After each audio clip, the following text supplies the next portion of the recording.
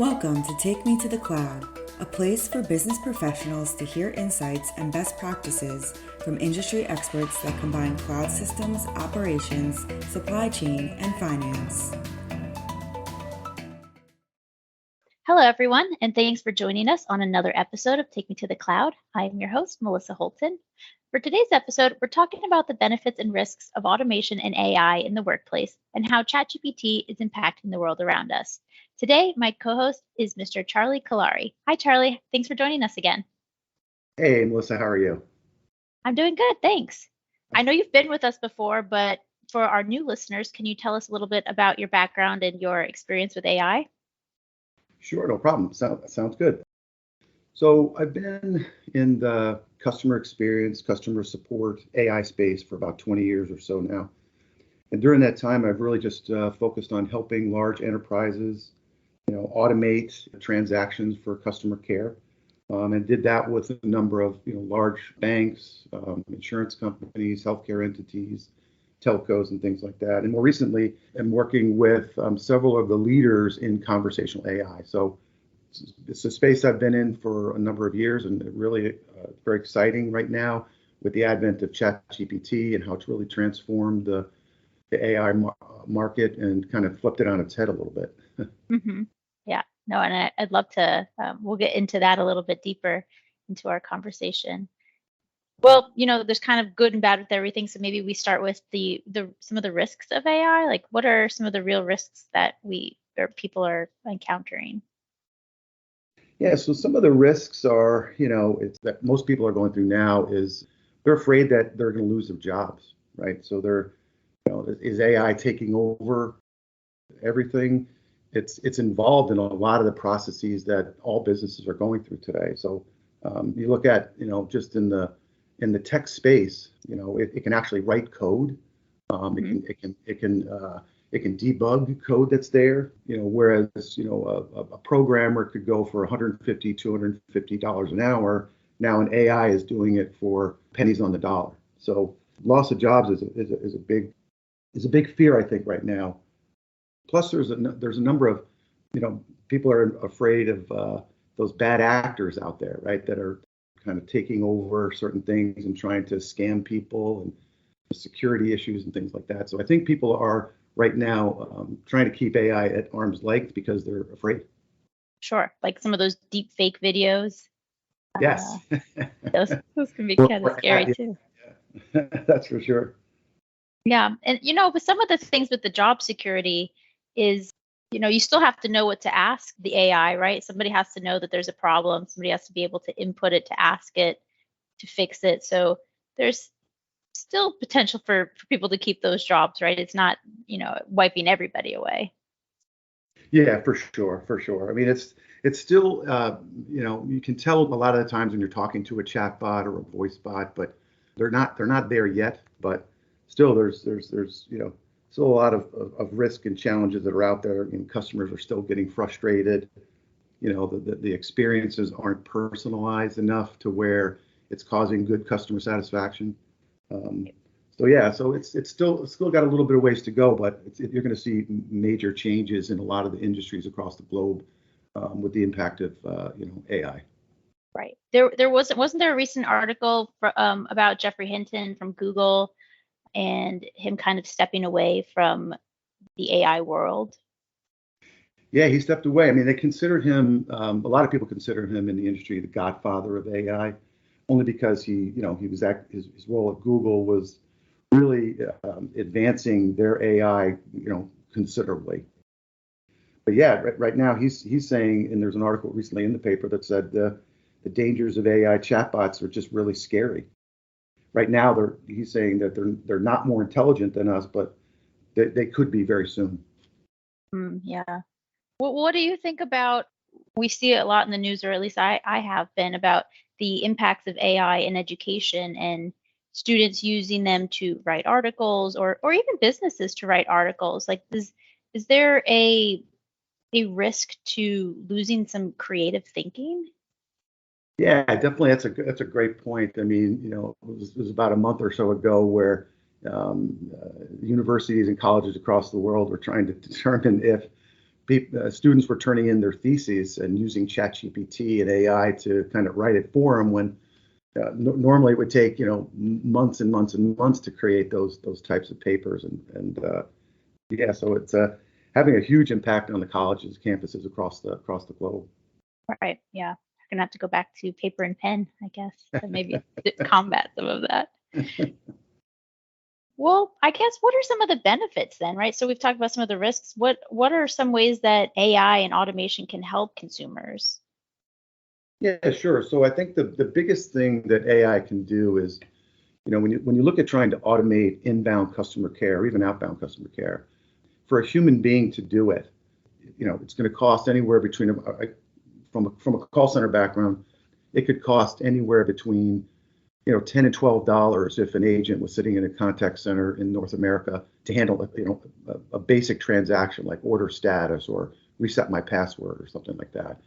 When you're looking at an AI doing it, that automation drops down drastically. So you're talking maybe 25, 35 cents to actually automate an order status that a human would do. So the costs are huge. So decreasing operational costs is a huge benefit, along with increasing an agent's productivity. So if an agent has access to mounds and mounds of information to support a customer on an interaction that's live, they're going to get through that call much shorter and again save cost. Right. And that gives that more, like you mentioned earlier, a personal touch to the interaction so that, they really feel that the customer is being heard or, their order history is being recognized. Some of those things are really important. Yep, for sure. That's exactly right. And, do you think that some of the automation will help customers get solutions faster, or will it always, some situations are always going to need to be escalated to a human, right? So it solves a little bit, but it still, again, won't take away all the jobs. No, I don't think it'll ever come to that. I mean, there's always going to want to have that, personal touch, knowing that another human being is on the other line or on the other form of a chat or whatever. And so, I think as AIs grow and get more advanced, and they actually can understand the context of an interaction better, that'll personalize it a little bit more and make that experience that much better. But if I think of a chatbot, maybe I'm thinking just, at the computer level or on my phone where I'm texting. But what about voice automation? Like, have those gotten better or improved? You see, when people get upset that the voice didn't hear it or understand it, and you're constantly like, no, yes, no. Are they improving? Yeah, so they all started off basically as a digital type of experience, maybe through a website or WhatsApp or some type of social media where you're actually chatting back and forth or texting back and forth. So in the last several years, a couple of companies have really refined, a voice bot, right? You're actually talking to someone, the tonality of the voice, the inflection of the voice, the personalization of the voice, the bot behind the scenes. It's much more advanced than old, say, IVR technology from 20 years ago. So it's able to do it in multiple languages. So the fact that the voice talents are much better and more pleasing to the ear, it really just shows the advancement that it doesn't matter what channel a customer or a member or say a patient were calling in on something or through a portal or digital asset, you're really able to handle any channel using an AI or chatbot.